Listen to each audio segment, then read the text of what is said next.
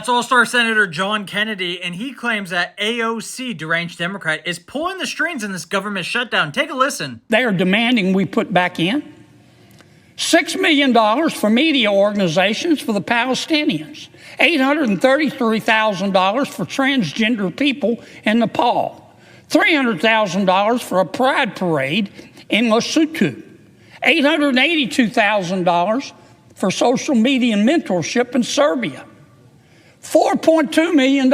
We took it out. The Congresswoman and the socialist wing of their party says we got to put that back in for the open government. $4.2 million for lesbian, gay, bisexual, transgender, queer, and intersex people in the Western Balkans and Uganda. I could spend the rest of the afternoon here. We took all that out. It upset Congresswoman Ocasio-Cortez. It upset the socialist wing of her party. And now that wing of her party and the Congresswoman are threatening all other Democrats and saying, you've got to shut that government down until we get what we want. And part of what they want is to add this kind of stuff back into the bill. And that's what this fight is all about. We're in the process of negotiating a budget with our Democratic friends. We ran out of time. The cutoff was midnight Tuesday night.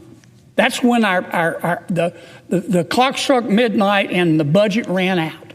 What we had asked for and what we're still asking for is let's continue to negotiate, we meaning the Republicans and the Democrats, for 6 more weeks and try to agree on a budget. That's all we're asking.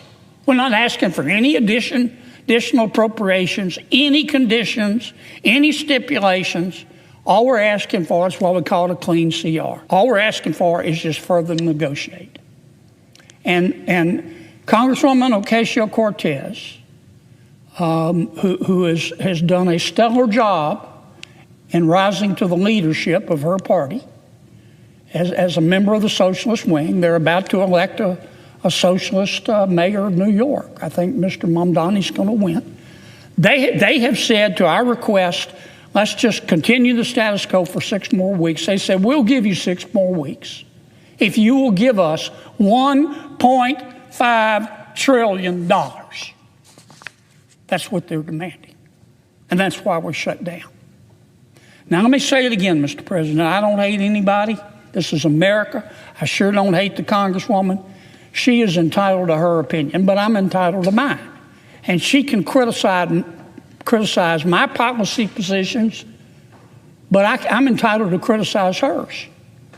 And I'm here to tell you, Mr. President, in front of God and country, based on her policy positions that she's demanding, based on her policy positions that she is demanding, that I just outlined, $1.5 trillion of pure, unadulterated spending porn. Based on that demand, based on her policy positions, the American people are looking at her and saying, this person has single-handedly put an end to dumb blonde jokes. Because that is the craziest thing I've ever heard.